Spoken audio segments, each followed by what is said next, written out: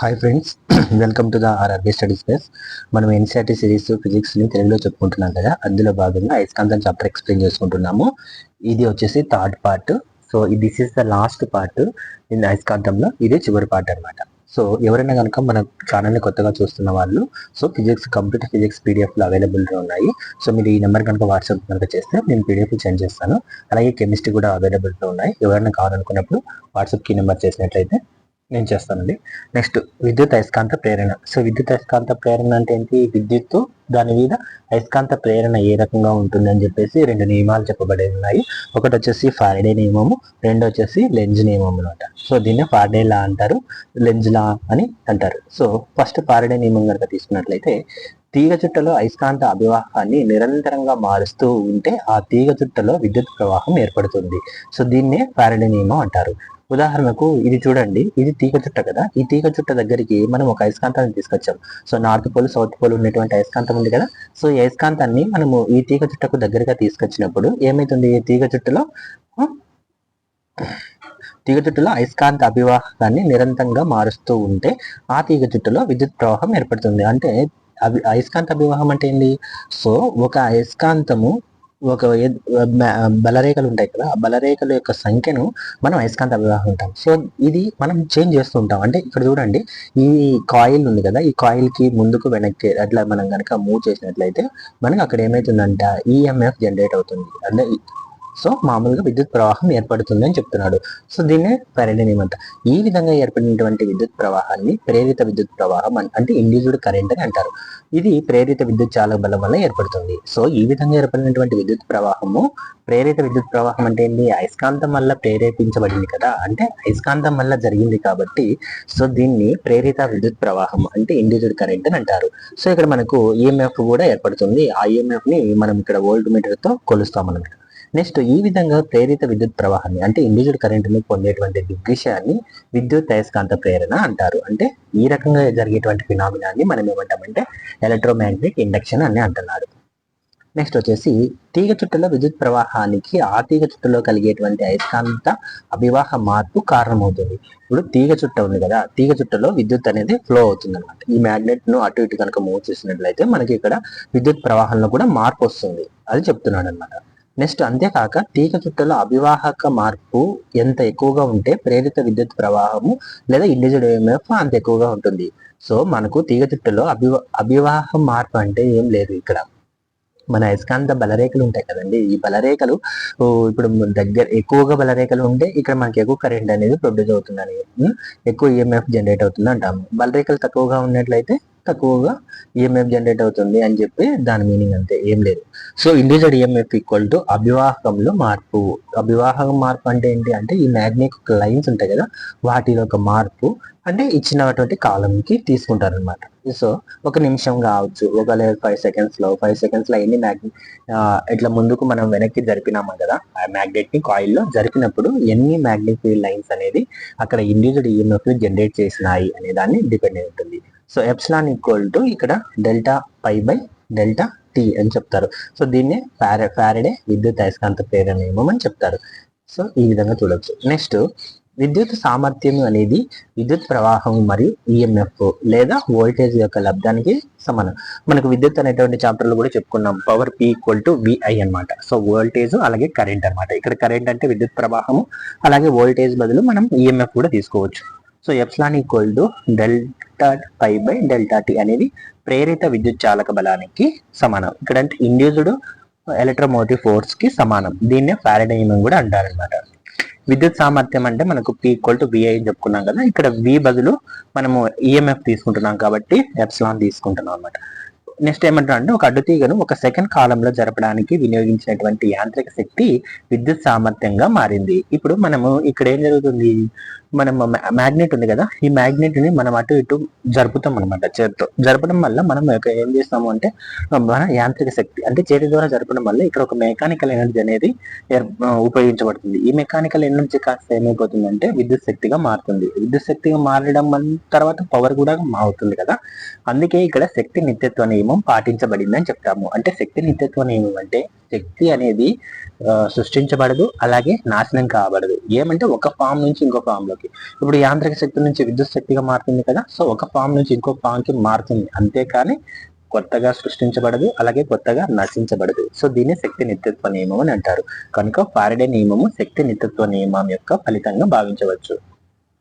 Next వచ్చేసి Lenz నియమం. So Lenz నియమం అనేది ఒక దండాయస్కాంతాన్ని ఒక తీగ చుట్టకు దగ్గరగా కదిపి దానిలో విద్యుత్తును ప్రవహించేలా చేసినప్పుడు, అంటే విద్యుత్ అయస్కాంత ప్రేరణ ఏర్పడినప్పుడు యాంత్రిక శక్తి విద్యుత్ శక్తిగా మారుతుంది. ఇక్కడ కూడా లెంజ్ నియమంలో కూడా మనము చేతితో ఒక మ్యాగ్నెట్ ని ఆ కాయిల్ కి దగ్గరగా జరిపినప్పుడు మన చేతి ద్వారా జరిగినటువంటి వినియోగించబడినటువంటి యాంత్రిక శక్తి విద్యుత్ శక్తిగా మారుతుంది అంటున్నాడు. సో ఇక్కడ 4 కండిషన్లు ఉంటాయి అనమాట లెంజ్ లాలో. సో ఇప్పుడు ఇక్కడ ఒక నాలుగు కేసులు తీసుకున్నాం అనమాట. ఫస్ట్ కేసులో ఏమంటే ఇది కాయిల్ ఉంది కదా, కాయిల్ కూడా ఒక మ్యాగ్నెట్ లాగా వర్క్ అవుతుంది. సో కాయిల్ కి నార్త్ పోల్ సౌత్ పోల్ అనేది రెండు కూడా ఉంటాయి అన్నమాట. సో ఇప్పుడు ఏం చేసినాము, ఒక మ్యాగ్నెట్ తీసుకున్నాం. ఫస్ట్ కేసులో తీసుకోండి, ఒక మ్యాగ్నెట్ ని ఈ కాయిల్ కు దగ్గరగా జరిపినట్లయితే అప్పుడు ఏమైతుందంటే, ఇప్పుడు ఈ మన మ్యాగ్నెట్ ని బార్ మ్యాగ్నెట్ గా భావించినప్పుడు దీనికి నార్త్ పోల్ సౌత్ పోల్ అని కూడా ఉంటాయి కదా. సపోజ్ ఇది ఒక బార్ మ్యాగ్నెట్, ఈ బార్ మ్యాగ్నెట్ కి నార్త్ పోల్ ఉంది, అలాగే సౌత్ పోల్ ఉంది. సో కాబట్టి నార్త్ పోల్ సౌత్ పోల్ ఉన్నటువంటి ఈ బార్ మ్యాగ్నెట్ ని మనం ఏం చేస్తున్నాము, ఈ కాయిల్ కు దగ్గరగా జరిపామన్నమాట. ఈ కాయిల్ కు దగ్గరగా జరిపితే ఇప్పుడు చూడండి, ఇది ఒక నార్త్ పోల్ సౌత్ పోల్ ఉన్నటువంటి కదా ఈ కాయిల్ ఉంటుంది. సో ఇది కాయిల్ కూడా ఒక మ్యాగ్నెట్ లాగా వర్క్ అవుతుంది కదా. సో మ్యాగ్నెట్ లాగా వర్క్ అవుతుంది కాబట్టి ఈ మ్యాగ్నెట్ నుంచి అయస్కాంతం నుంచి కూడా బలరేఖలు అనేది మనకు వస్తాయి. బలరేఖలు వస్తున్నాయి కదా, చుట్టూ బలరేఖలు కూడా ఇమేజ్ లో మనం చూడొచ్చు అనమాట. ఈ లైన్స్, ఈ బలరేఖలు వస్తాయి. ఇంకొక బార్ మ్యాగ్నెట్ తీసుకున్నాం కదా, ఈ బార్ మ్యాగ్నెట్ కూడా ఈ యొక్క బలరేఖలు అనేది ఈ విధంగా ఉంటాయి. సో నెక్స్ట్ ఏమంటున్నాడంటే, ఈ కేసులో తీసుకుంటే ఫస్ట్ కేసులో ఏం చేసామంటే ఈ బార్ మ్యాగ్నెట్ ని కాయిల్ కు దగ్గరగా తీసుకొచ్చాము. అంటే నార్త్ పోల్ ని కాయిల్ కు దగ్గరకు తీసుకొచ్చినప్పుడు ఏమైతుంది, ఇది కూడా ఈ యొక్క కాయిల్ కూడా నార్త్ పోల్ లాగా యాక్ట్ అవుతుంది. సో రెండు నార్త్ పోల్స్ ఏమైతాయి మనకు, మ్యాగ్నెట్ ఇప్పుడు బార్ మ్యాగ్నెట్ ఉంది, కాయిల్ ఉంది. కాయిల్ కూడా ఒక మ్యాగ్నెట్ అనుకున్నాం కాబట్టి రెండు మ్యాగ్నెట్లు ఉన్నాయి. ఈ రెండు మ్యాగ్నెట్ లో నార్త్ పోల్స్ ఏమైతాయి, రెండు కూడా సేమ్ పోల్స్ కాబట్టి ఇక్కడ మనకు వికర్షణ అనేది జరుగుతుంది. సో అంటే ఇక్కడ ఎటువంటి వికర్షణ జరిగి ఇక్కడ మనకు ఈ కాయిల్లో ఉత్పత్తి అయ్యేటువంటి కరెంట్ ఏమవుతుందంటే యాంటీ క్లాక్ వైజ్ డైరెక్షన్ లో తిరుగుతుంటుంది. తర్వాత ఏం చేసాం, సెకండ్ కేసులో దీన్ని కొంచెం దూరంగా జరుపుతున్నాం. అప్పుడు దూరంగా జరిపితే ఏమవుతుంది, కాయిల్ తన బార్ మ్యాగ్నెట్ అనేది దూరం పోవడం ఇష్టం లేక, సో అప్పుడు ఏమైతుంది, అది దూరం పోయే కొద్దీ ఇక్కడ సౌత్ పోల్ గా మారుతుంది. అప్పుడు సౌత్ పోల్ గా మారినప్పుడు ఇక్కడ చూడండి, బార్ మ్యాగ్నెట్ కి సెకండ్ కేసులో బార్ మ్యాగ్నెట్ కి నార్త్ పోల్ ఉంది, కాయిల్ మనకు సౌత్ పోల్ లాగా యాక్ట్ అవుతుంది. సో రెండు మధ్య ఏం జరుగుతుంది, ఆకర్షణ ధర్మం వల్ల రెండు ఇక్కడ కరెంట్ అనేది ఎక్కువ అవుతుంది అనమాట, ఆకర్షణ ధర్మం వల్ల. సో కాబట్టి కరెంట్ ఇక్కడ మనకు కాయిల్లో మనకు ఏ రకంగా క్లాక్ వైజ్ గా తిరుగుతుంది.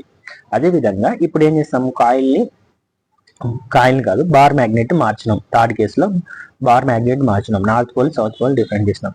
సేమ్ ఇక్కడ కూడా కండిషన్ లో ఈ కాయిల్ ఏమవుతుందంటే సౌత్ పోల్ లాగా యాక్ట్ అయిపోయి ఈ బార్ మ్యాగ్నెట్ సౌత్ పోల్ కు దగ్గర, అంటే కాయిల్ కు దగ్గరగా వచ్చినప్పుడు ఏమవుతుందంటే ఇది వికర్షణ ధర్మం వల్ల ఈ కాయిల్ అనేది యాంటీ క్లాక్ వైజ్ గా తిరుగుతుంది.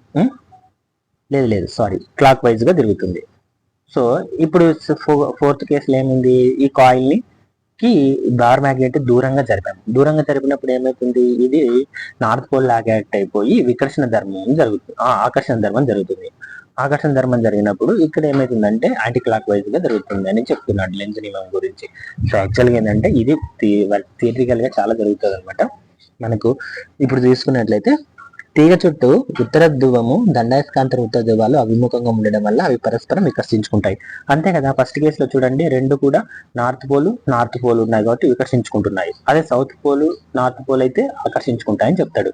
ఈ బలాన్ని, ఇప్పుడు వికర్షించుకునేటువంటి బలాన్ని అధిగమించడానికి మనం కొంత పని చేయాల్సి ఉంటుంది. అంటే ఇప్పుడు మీరు చిన్నప్పుడు ఆడుకుంటుంటారు, రెండు మ్యాగ్నెట్లను దగ్గరగా ఆపోజిట్ పోల్స్ అయితే రెండు అట్రాక్ట్ అవుతాయి అనమాట. సేమ్ పోల్స్ ఒకదానికొకటి దగ్గర పెట్టినప్పుడు మీరు బలం ఉపయోగించినప్పటికీ కూడా ఆ రెండు మ్యాగ్నెట్లు అనేది అతుక్కోవు అనమాట. ఎందుకంటే ఆపోజిట్ సేమ్ పోల్స్ అనేది ఉంటాయి కాబట్టి అతుక్కోవు అనమాట. అట్లాగా ఈ బలాన్ని, మనకు వికర్షించుకునేటువంటి బలాన్ని అధిగమించడం కోసము మనం మరి కొంత పని చేయాల్సి ఉంటుంది.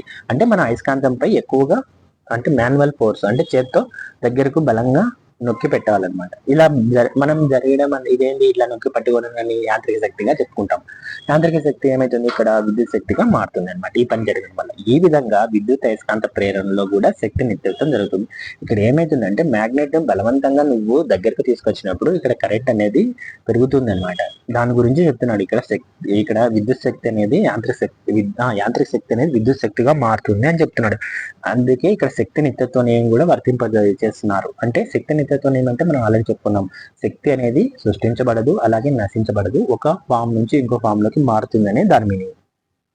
నెక్స్ట్, ఈ తీగ చుట్టలో ప్రేరిత విద్యుత్ ప్రవాహం అపసవ్య దిశలో ఉండడం అనేది తప్పనిసరి. సో దీనిని సరళంగా చెప్పాలంటే తీగ చుట్టలో అభివాహం పెరిగితే ఆ తీగ చుట్టూ పెరుగుదలను వ్యతిరేకిస్తుంది. సో ఇప్పుడు ఏం లేదు, ఇక్కడ దగ్గరకు వచ్చే కొద్దీ దీని యొక్క వ్యతిరేకత యాంటీ క్లాక్ వైజ్ పెరుగుతుంది, దూరం పోయే కొద్దీ క్లాక్ వైజ్ తిరుగుతుంది అనేది మొత్తం కాన్సెప్ట్ అనమాట. సో దీని గురించి చెప్పాలంటే తీగ చుట్టూలో సెకండ్ పాయింట్ అండి, సేమ్ అదే తీగ చుట్టూలో అవివాహ మార్పులు అంటే ఈ యొక్క మ్యాగ్నెటిక్ ఫీల్డ్ లైన్స్ ఉంటాయి కదా, దాని యొక్క చేంజ్ అంటే దగ్గరికి రావడం, దూరం ఈ వ్యతిరేకించేటువంటి దిశలో ప్రేరణ విద్యుత్ ప్రవాహం ఉంటుంది అని చెప్తున్నాడు. సో దీన్ని లెంజ్ నియమం అంటారు. నెక్స్ట్, దీని యొక్క ఉపయోగాలు ఏంటంటే మామూలుగా సెక్యూరిటీ చెకింగ్ చేస్తుంటారు కదండి, అక్కడ మనకు ఇప్పుడు మనం రైల్వే ఎగ్జామ్స్ రాస్తున్నప్పుడు మన సెక్యూరిటీ వాళ్ళు ఏం చేస్తారంటే మనల్ని చెక్ చేస్తారు కదా, వాళ్ళ దగ్గర ఒక అలారం ఉంటుంది అనమాట. సో దాంట్లో కూడా ఇవి ఉపయోగిస్తారు. టేప్ రికార్డర్ ఉంటుంది కదా, టేప్ రికార్డర్ పనిచేయడంలో కూడా మనకు ఈ యొక్క లెన్స్ లా ఉంటుంది. అలాగే ఏటీఎం కార్డు మనం స్కానర్స్ తో స్వైప్ చేస్తుంటాం కదా, అక్కడ కూడా అనమాట. ఇండక్షన్ స్టవ్ లో పనిచేయడం కూడా ఈ యొక్క లెన్స్ లానే నిలబడి ఉంటుంది అనమాట. ఇది ఇప్పుడు చూడండి, మనం ఏటీఎం కార్డు స్వైప్ చేస్తుంటాం కదా, సో ఇక్కడ కూడా మనకు ఈ యొక్క లెన్స్ లా వర్క్ అవుతుంది. ఇది ఇండక్షన్ స్టవ్స్ అనమాట. ఇండక్షన్ స్టవ్ కూడా లెన్స్ లాని బేస్ చేసుకొని పనిచేస్తుంటుంది. నెక్స్ట్, వైద్య రంగంలో అయస్కాంతత్వం. సో మెడికల్ ఫీల్డ్ లో మనం అయస్కాంతం ఏ విధంగా ఉపయోగిస్తామంటే మన శరీరంలోని నాడి కణాల వెంట ప్రయాణించేటువంటి బలహీనమైనటువంటి అయాన్లు ఉంటాయన్నమాట. ఈ అయాన్ల ప్రవాహం కూడా అయస్కాంత క్షేత్రాలను ఏర్పరుస్తాయి. ఉదాహరణకు మన నాడి కణాలు ఎలా చూసినట్లయితే, సో నాడి కణాల ద్వారా మనకు కరెంట్ అనేది పాస్ అవుతుంటుంది అనమాట. అంటే కరెంట్ అంటే మనము ఇంట్లో వాడేటువంటి కరెంట్ కాదండి, మన శరీరంలో సిగ్నల్స్ అనేది ఇప్పుడు మనము మాట్లాడాలన్నా ఏదైనా పని చేయాలన్నా బ్రెయిన్ నుంచి మనకు ప్రతి పార్ట్ కు శరీరంలో ప్రతి అవయవానికి సిగ్నల్స్ వెళ్ళాలన్నమాట. ఆ సిగ్నల్స్ అనేది విద్యుత్ రూపంలో వెళ్తాయి అనమాట. అంటే ఒక చిన్న చిన్న అయాన్ల రూపంలో ప్రవహిస్తాయి. అయితే ఇవి చాలా బలహీనమైనటువంటి అయస్కాంత క్షేత్రాలను ఏర్పరుస్తాయి. మనం దేనినైనా తాకినప్పుడు లేదా మన నాడులు మనం ఉపయోగించాల్సినటువంటి కండరాలకు విద్యుత్ ప్రచోదనాన్ని ఇస్తాయి. మామూలుగా ఏం చేస్తాయంటే ఈ నాడి కణాలు మనం చేయాల్సిన పనిని ప్రేరేపిస్తాయని చెప్తున్నాడు. ఈ విద్యుత్ ప్రచోదనము తాత్కాలికంగా అయస్కాంత క్షేత్రాన్ని ఏర్పరుస్తుంది. ఈ క్షేత్రాలు చాలా బలహీనంగా ఉంటాయి. సో ఇక్కడ కూడా విద్యుత్ ఉంటుంది. ఈ విద్యుత్ అనేది కూడా అయస్కాంత క్షేత్రాన్ని ఏర్పరుస్తాయి. కానీ మనకు బయట జరిగేటువంటి అయస్కాంత క్షేత్రాలతో పోల్చుకుంటే మన శరీరంలో ఏర్పడేటువంటి అయస్కాంత క్షేత్రాలు చాలా బలహీనమైనటువంటి దాని అయస్కాంత క్షేత్రం ఏర్పడేటువంటి మానవ శరీరంలోని 2 ప్రధాన అవయవాలు. సో మనకు ఇప్పుడు నాడీ కణాల ద్వారా విద్యుత్ ప్రవహిస్తుంది. సో మనకు శరీరంలో అయస్కాంత క్షేత్రం ఏర్పడుతుంది అన్నాం కదా, అవి ఎక్కడెక్కడ ఏర్పడతాయి అంటే గుండెలో ఏర్పడుతుంది, అలాగే మెదడులో కూడా. ఈ నాడీ కణాల నుంచి వచ్చేటువంటి విద్యుత్ అనేది గుండెకి వచ్చినప్పుడు అక్కడ అయస్కాంత క్షేత్రం కొద్దిగా ఫామ్ అవుతుంది. అలాగే మెదడు దగ్గర కూడా అయస్కాంత క్షేత్రం ఫామ్ అవుతుందని చెప్తున్నాడు. నెక్స్ట్ వచ్చేసి శరీరంలో అయస్కాంత క్షేత్రము వివిధ శరీర భాగాల చిత్రాలను పొందేందుకు ఆధారమవుతుంది. సో ఇక్కడ ఏర్పడేటువంటి మనకు అయస్కాంత క్షేత్రం ఏమవుతుందంటే ఏదైనా డ్యామేజ్ ఉన్నటువంటి లేదా డిసీజ్ ఉన్నటువంటి పార్ట్ ని ఐడెంటిఫై చేయడానికి ఆధారం అవుతుంది అని చెప్తున్నాడు. అది ఎంఆర్ఐ స్కానింగ్ అంటే మనకు మ్యాగ్నెటిక్ రీజనింగ్ ఇమేజ్ అంటాం కదా, చిత్రాల విశ్లేషణ వైద్య నిర్ధారణలో సహాయపడుతుంది. సో ఈ మన శరీరంలో ఏర్పడేటువంటి అయస్కాంత క్షేత్రం ఏమవుతుందంటే ఏదైనా ఈ యొక్క ఎంఆర్ఐ స్కానింగ్ చేయడం వల్ల మనకి ఏదైనా డిసీజ్ ఉంటే అది జరగబోతుంది. ఉదాహరణకు ఇట్లా ఉంటుంది అనమాట ఎంఆర్ఐ స్కానింగ్ లో మొత్తం ఇలా బాడీని అనేది చూపిస్తారు. సో ఇక్కడ నుంచి ఇమేజెస్ ని వాళ్ళు కలెక్ట్ చేసుకొని చూస్తారు అనమాట. నెక్స్ట్ వచ్చేసి మన ఇంట్లోని విద్యుత్ కేబుల్స్. మన విద్యుత్లో ఎలా ఉంటాయంట, ఎరుపు తీగ ఉంటుంది, నలుపు తీగ ఉంటుంది, ఆకుపచ్చ తీగ ఉంటుంది. ఎరుపు తీగని మనం ఏమని చెప్తామంటే లైవ్ వైర్ అంటారు. సో ఇది ధనాత్మకంగా ఉంటుంది. నలుపు తీగ వచ్చేసి న్యూట్రల్ అనమాట, ఇది రుణాత్మకంగా ఉంటుంది. ఆకుపచ్చ తీగను ఎర్త్ వైర్ అంటారు. సో మనం ఎర్త్ కి ఆకుపచ్చని కనెక్ట్ చేస్తాం అనమాట.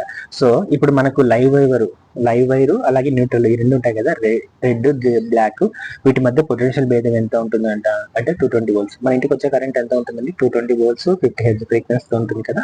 సో ఇది అనేది ఈ 220 volts ఏ రెండింటి మధ్య ఉంటుందంట, ఈ యొక్క ఎరుపు తీగ మరియు నలుపు తీగ మధ్య ఉంటుంది. సో ఇప్పుడు మనం గమనించినట్లయితే ఇప్పుడు ఓల్డ్ లో ఇలాంటివి వాడారు.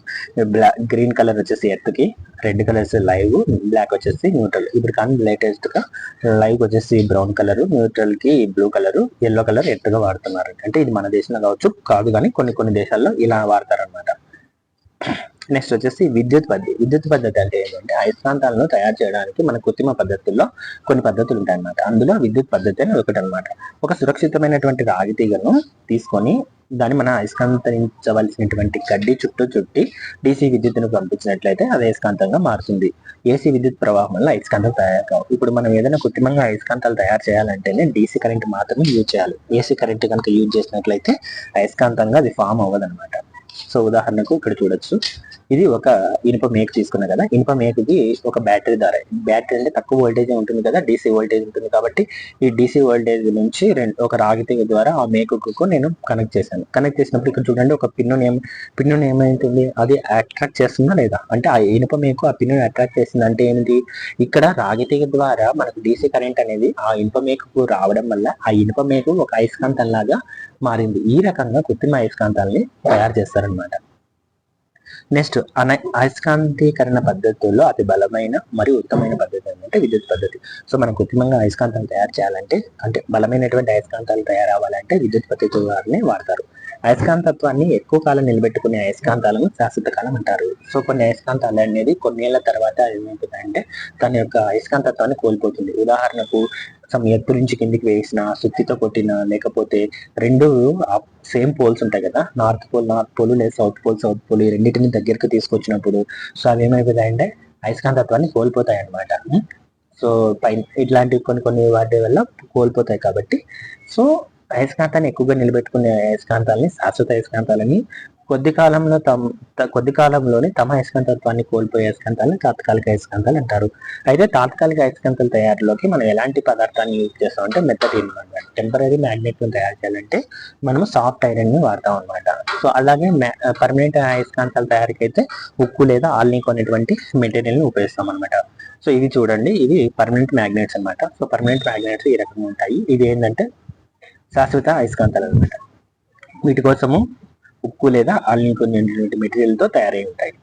నెక్స్ట్ అయస్కాంత ప్రవేశశీలత అంటారు. సో అయస్కాంత ప్రవేశశీలత అంటే ఏంటి, ఒక యానకం తమ గుండా అయస్కాంత బలరేఖలను ప్రవేశింపజేసే స్వభావాన్ని లేదా తాను అయస్కాంత క్షేత్ర ప్రభావానికి లోనయ్యేటువంటి స్వభావాన్ని ఆ యానకపు యొక్క ప్రవేశశీలత అంటారు. ఇప్పుడు మనకి యానకాలు 3 రకాలుగా ఉంటాయి కదా, ఘన పదార్థాలు ఉంటాయి, ద్రవ పదార్థాలు, వాయు పదార్థాలు ఉంటాయి. ఇప్పుడు ద్రవ పదార్థం, ఒక ఘన పదార్థం తీసుకున్నాము. ఒక ఘన పదార్థం అంటే సపోజ్ ఒక ఇనుప ముక్క తీసుకున్నాం. సో ఇనుప ముక్కలో నుంచి ఈ యొక్క అయస్కాంత బలరేఖల్ని పంపించింది, లేదా ఆ అయస్కాంత బలరేఖలకే ఇది అట్రాక్ట్ అయిపోయింది. ఇప్పుడు అయస్కాంతం దగ్గర ఇనుప ముక్కను మనం పెడితే ఏమైపోతుంది, సో మనకు ఆ ఇనుప ముక్కని అయస్కాంతానికి ఆకర్షిస్తుంది కదా, అంటే తమ ద్వారా అయస్కాంత బలరేఖల్ని పంపించినా లేకపోతే అది అయస్కాంత బలరేఖల చేత ఆకర్షించబడిన, సో అలాంటి స్వభావం కలిగినటువంటి యానకాన్ని మనం ప్రవేశశీలత అంటారు.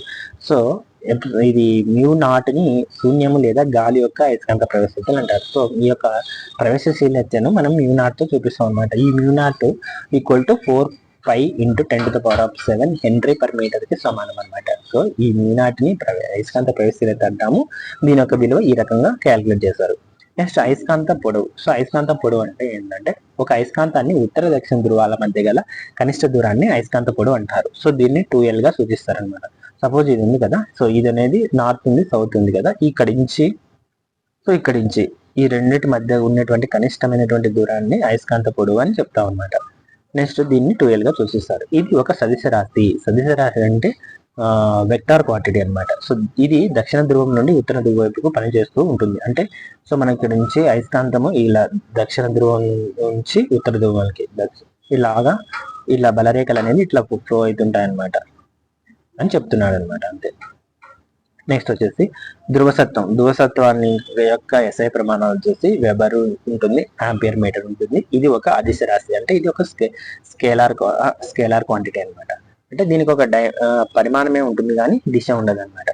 నెక్స్ట్ అయస్కాంత భ్రామకం. అయస్కాంత భ్రామకం అంటే అయస్కాంత ధ్రువసత్వము మరియు అయస్కాంతము యొక్క పొడవుల లబ్ధాన్ని అయస్కాంత భ్రామకం అంటారు. సో అయస్కాంత ధ్రువసత్వాన్ని మనము స్మాల్ m తో చూపిస్తాము. అయస్కాంత పొడవు ఆల్రెడీ చెప్పుకున్నాం కదా 2L అని. సో రెండింటి యొక్క ప్రోడక్ట్ ని అంటారు.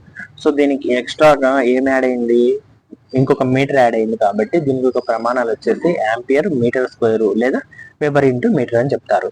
ఇక్కడ ఒక నోట్ ఏంటంటే భూమి యొక్క అయస్కాంత క్షేత్ర పరిధి ఎంత ఉంటుందంటే 5,28,000 కిలోమీటర్లు ఉంటుంది. సో భూమి చుట్టూ కూడా అయస్కాంతం అనే ప్రభావం ఉంటుంది. అది ఎన్ని కిలోమీటర్ల వరకు ఉంటుందంటే 5,28,000 కిలోమీటర్ల వరకు ఉంటుందని చెప్తున్నాడు. నెక్స్ట్ అయస్కాంత పదార్థాల యొక్క ముఖ్యమైన ధర్మాలు. సో ఒక అయస్కాంతం ఉంది, మనం తయారు చేసినటువంటి అయస్కాంతము కొన్ని రకాల ధర్మాలను కలిగి ఉండాలన్నమాట.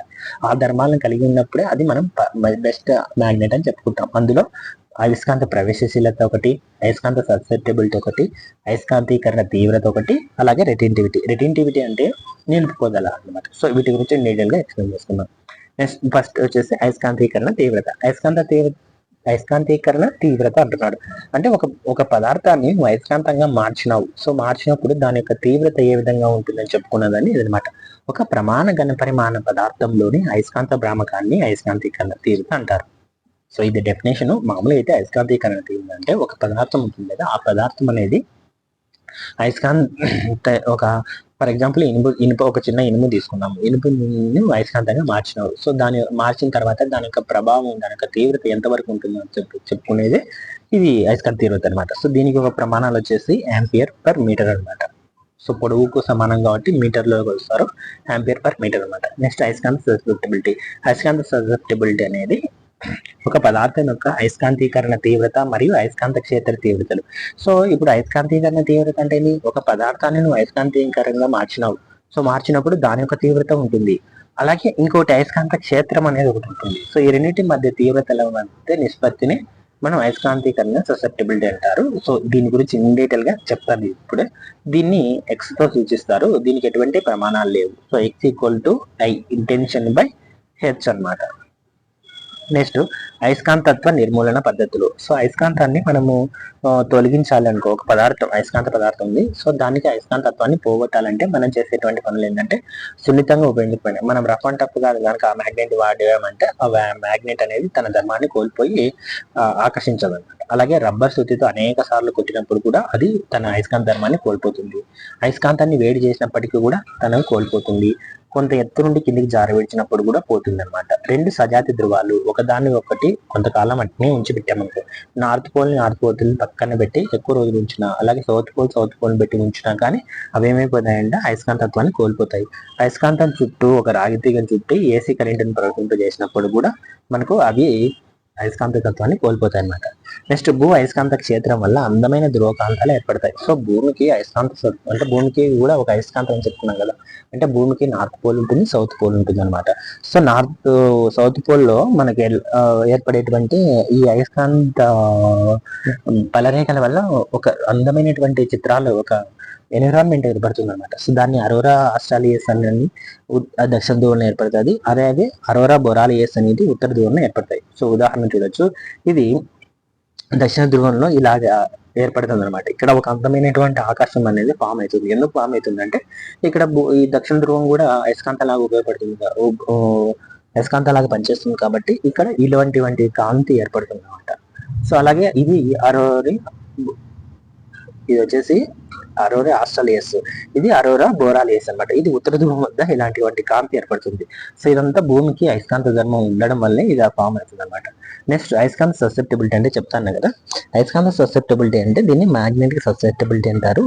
సో అయస్కాంత ససెప్టిబిలిటీ అనేది ఒక పదార్థము బాహ్య అయస్కాంత క్షేత్రంలో ఉంచినప్పుడు ఎంత సులభంగా అయస్కాంతీకరించబడుతుందో తెలిపేటువంటి ఒక కొలత అనమాట. ఇప్పుడు నువ్వు ఒక అయస్కాంతాన్ని తీసుకున్నావు, ఒక అయస్కాంతాన్ని ఒక మామూలుగా ఒక పదార్థం తీసుకున్నావు, దాన్ని ఒక అయస్కాంత క్షేత్రం అంటే అయస్కాంతం ఫామ్ అవుతుంది కదా, అక్కడ పెట్టినప్పుడు అది ఎంత సులభంగా మ్యాగ్నెట్ గా మారుతుంది. అంటే ఇది ఎంత ఏం లేదు, ఒక ఇనుము పదార్థం, ఒక ఇనుము తీసుకున్నావు, ఇనుము ఒక మ్యాగ్నెట్ దగ్గర పెట్టావు, ఒక మ్యాగ్నెట్ ఉంటుంది కదా, ఆ మ్యాగ్నెట్ యొక్క ప్రభావం ఉంటుంది కదా, అక్కడ పెట్టాము. అక్కడ పెట్టినప్పుడు ఏమవుతుంది, అది ఎంత సులభంగా ఆ ఇనుము కూడా మ్యాగ్నెట్ గా మారుతుందో చెప్పేటువంటిదే ఈ యొక్క ససెప్టబిలిటీ. ఇప్పుడు ఇది మారిన దానికి ఒక తీవ్రత ఉంటుంది, ఆల్రెడీ మ్యాగ్నెట్ ఉంది, సో అక్కడ దాని చుట్టూ అయస్కాంత క్షేత్ర తీవ్రత ఉంటుంది. సో దీని యొక్క రెండింటి యొక్క నిష్పత్తిని మనము అయస్కాంత ససెప్టబిలిటీగా తీసుకుంటాం. H=I/H అని ఇందాక చెప్పారు. సో ఇది ఒక పదార్థం అనేది పారా లేదా ఫెర్రో అయస్కాంత పదార్థాన్ని, అంటే ఇప్పుడు పారా కానీ ఫెర్రో ఏమైతే అంటే అయస్కాంత క్షేత్రానికి ఆకర్షితులు అవుతుంది. ఇప్పుడు ఒక పదార్థం తీసుకున్నాము, ఇనుము అయితే ఏమైతుంది, అయస్కాంతాన్ని ఆకర్షిస్తుంది. అదే రబ్బర్ తీసుకున్నాం అనుకో, అయస్కాంతం చేత ఆకర్షించబడుతుందా? ఆకర్షించబడదు కదా. సో ఇది ఒక పదార్థము ఆకర్షించబడుతుందా లేదా వికర్షించబడుతుందా అని చెప్పి తెలుసుకోవడానికి ఈ యొక్క అయస్కాంత ససెప్టిబిలిటీ అనే పారామీటర్ మనం ఉపయోగిస్తాం. సో దీనికి ఎటువంటి యూనిట్స్ ఏమి ఉండవు అనమాట. అయితే ససెప్టబిలిటీ ఆధారంగా అయస్కాంత పదార్థాలు 3 రకాలని చెప్తున్నాడు. డయా అయస్కాంత పదార్థాలు, పారా అయస్కాంత పదార్థాలు, ఫెర్రో అయస్కాంత పదార్థాలు. ఇప్పుడు డయా అయస్కాంత పదార్థాలు తీసుకున్నాం అనుకో, ఇవి బాహ్య అయస్కాంతం చేత నుండి వికర్షించబడతాయి. ఇప్పుడు అయస్కాంతం దగ్గరికి ఒక రబ్బర్ తీసుకుపోయి పెట్టామనుకో, అదేమైనా ఆకర్షిస్తుందా? ఆకర్షించదు కదా, అది వికర్షిస్తుంది. సో ఇవి ప్రతికూల అంటే నెగిటివ్ మరియు తక్కువ అయస్కాంత ససెప్టబిలిటీ కలిగిన పదార్థాలు. సో ఒకవేళ ఎక్కువ ససెప్టబిలిటీ కలిగి ఉండేట్లయితే ఆ పదార్థం ఆ రబ్బర్ కూడా అయస్కాంతానికి అతుక్కుంటుందని దాని మీనింగ్. ఉదాహరణకు వెండి, బంగారు, క్వార్జు, బిస్మత్, యాంటిమోనీ, ఆల్కహాలు, పాదరసము, ఇత్తడి, రాగి, నీరు, హైడ్రోజన్, అలాగే వాయువులు మొదలైనటువన్నీ కూడా డయా అయస్కాంత పదార్థాలకి మంచి ఉదాహరణలు. సో గది ఉష్ణోగ్రత వద్ద డయా అయస్కాంత పదార్థాలు 3 స్థితుల్లో లభిస్తాయి. అంటే ఘన స్థితిలో ఉంటాయి, ద్రవ స్థితిలో ఉంటాయి, అలాగే వాయు స్థితిలో కూడా లభిస్తాయి. ఇప్పుడు ఘన స్థితి అంటే ఏంటి? వెండి, బంగారు, క్వార్జు, బిస్మత్, యాంటిమోనీ ఇట్లా టైప్ అనమాట. ఆల్కహాల్, పాదరసము, నీరు అనేటువంటి ద్రవ పదార్థాలు. అలాగే హైడ్రోజన్ వాయువు, ఇంకా తర్వాత ఇవన్నీ ఉన్నాయి కదా, ఈ మిగతా వాయువులు ఇవన్నీ కూడా వాయు పదార్థాల కిందకి వస్తాయి. నెక్స్ట్ పారా అయస్కాంత పదార్థాలు. పారా అయస్కాంత పదార్థాలు అంటే ఇవి కూడా బాహ్య అయస్కాంత క్షేత్రానికి ఆకర్షణ ప్రదర్శిస్తాయి. అంటే ఎక్కువ ఏం కాదు కానీ కొద్దిగా ఆకర్షణ ధర్మాన్ని కలిగి ఉంటాయి అనమాట. సో ఇవి సానుకూలంగా ఉంటాయి, అంటే పాజిటివ్ గా ఉండి మరియు తక్కువ అయస్కాంత ససెప్టబిలిటీ కలిగినటువంటి పదార్థాలు. ఉదాహరణకు మెగ్నీషియం తీసుకున్నాము, platinum, manganese, aluminium, oxygen, chromium, copper sulphate, అలాగే క్యూప్రిక్ క్లోరైడ్ మొదలైనవి కూడా పారా అయస్కాంత పదార్థాలకు ఉదాహరణ. ఇక్కడ కన్ఫ్యూజ్ అవ్వకండి, ఆక్సిజన్ అనేది పారా అయస్కాంత పదార్థానికి మంచి ఉదాహరణ. అదే హైడ్రోజన్ అనేది ఏమవుతుంది, డయా అయస్కాంతానికి ఒక ఉదాహరణ అన్నమాట. నెక్స్ట్ ఫెర్రో అయస్కాంత పదార్థాలు. ఇవి బాహ్య అయస్కాంతం క్షేత్రములకు బలమైనటువంటి ఆకర్షణ కలిగి ఉంటాయన్నమాట. ఇవి సానుకూల అంటే పాజిటివ్ మరియు ఎక్కువ అయస్కాంత ససెప్టబిలిటీ కలిగిన పదార్థాలే ఫెర్రో అయస్కాంత పదార్థాలు. ఉదాహరణకు నికెల్, కోబాల్ట్, ఇనుము, ఉక్కు, ఆల్నికో, పొటాషియం సైనైడ్ ఇవన్నీ కూడా బెస్ట్ ఫెర్రో అయస్కాంత పదార్థాల కిందకి వస్తాయి. సో ఎక్కువగా ఆల్నికో అనేది ఫెర్రో అయస్కాంత పదార్థానికి మంచి ఉదాహరణగా చెప్తా ఉన్నాడు. నెక్స్ట్ గది ఉష్ణోగ్రత వద్ద ఫెర్రో అయస్కాంత పదార్థాలు అన్ని ఒకే స్థితిలో అనగా ఘన స్థితిలో మాత్రమే ఉంటాయి. ఇప్పుడు చూడండి, ఫెర్రో అయస్కాంత పదార్థాలు అన్ని కూడా ఘనంగా ఉంటాయి. సో ద్రవ రూపంలో ఉండవు, వాయు రూపంలో ఉండవు అనమాట. అందుకే వీటిని శాశ్వత విద్యుత్ అయస్కాంత తయారీలోకి వాడతారు. సో ఫెర్రో అయస్కాంత పదార్థాలు కలిగి ధర్మం కలిగినటువంటి పదార్థాలనే మనం శాశ్వత అయస్కాంతాలు తయారు చేయడానికి వాడతాం. ఇప్పుడు ఫెర్రో అయస్కాంత పదార్థాలను వేడి చేసినప్పుడు ఏదో ఒక ఉష్ణోగ్రత వద్ద బలహీనమైనటువంటి పారా అయస్కాంతం మనకు మారుతాయి. ఇప్పుడు మనం ఆల్రెడీ చెప్పుకున్నాం, ఇందాక అయస్కాంతాలని తన ధర్మాన్ని కోల్పోయేటట్లు చేయాలంటే మనం వేడి చేస్తే సరిపోతుంది అని చెప్పుకున్నాం కదా. ఆ వేడి చేసినట్లయితే అంటే ఎంతో కొంత టెంపరేచర్ చేసినప్పుడు ఒకనొక టెంపరేచర్ వద్ద ఏమైపోతుంది, ఈ ఫెర్రో కాస్త పారాగా మారుతుంది. అంటే బలమైన ఆకర్షణ ధర్మం కలిగినటువంటి పదార్థం కాస్త కొంచెం బలహీనమైనటువంటి ఆకర్షణ కలిగినటువంటి పదార్థంగా మారుతుంది. సో దీన్ని పారా అయస్కాంతాలు అంటారు. సో ఈ ఉష్ణోగ్రతను మనం క్యూరీ టెంపరేచర్ లేదా క్యూరీ బిందువు అంటారు. ఉదాహరణకు ఇవి పర్మనెంట్ మ్యాగ్నెట్స్. ఇప్పుడు చూడండి, మనకు మ్యాగ్నెటిక్ ససెప్టబిలిటీ వై యాక్సిస్ తీసుకున్నాము, అలాగే టెంపరేచర్ కెల్విన్లలో మనము ఎక్స్ యాక్సిస్ లో తీసుకున్నప్పుడైతే ఫెర్రో మ్యాగ్నెట్ ఏం చేస్తున్నాం, టెంపరేచర్ ఎక్స్ యాక్సిస్ పెంచుతూ పోయే కొద్దీ ఫెర్రో మ్యాగ్నెట్స్ ఏమైతే ఒకనొక టైంలో పారా మ్యాగ్నెట్ గా మారుతుంది. అంటే ఏ టెంపరేచర్ దగ్గర అయితే పడిపోతుందో ఆ టెంపరేచర్ ని క్యూరీ టెంపరేచర్ అని కూడా అంటాం అనమాట. సో కాబట్టి ఇది ఇంకోటి ఏంటంటే, మనం ఇచ్చినటువంటి పీడిఎఫ్ లో ఈ ఫెర్రో, పారా, డయా అయస్కాంత పదార్థాలు లేవండి. మీరు ఇది కొంచెం రాసుకోండి. నేను తర్వాత యూట్యూబ్ లో అది నెట్ లో కొంచెం గూగుల్లో సెర్చ్ చేయడం వల్ల దీని గురించి కొంచెం ఇన్ఫర్మేషన్ అయితే తెలిసింది. సో ఏమనుకోకుండా ఈ కొన్ని పాయింట్స్ మీరు యాడ్ చేసుకోగలరు. సో ఇంతటితో అయస్కాంతం అనేటువంటి చాప్టర్ క్లోజ్ అయింది. తర్వాత నెక్స్ట్ వేరే చాప్టర్ ఎక్స్ప్లెయిన్ చేస్తాను. Thank you.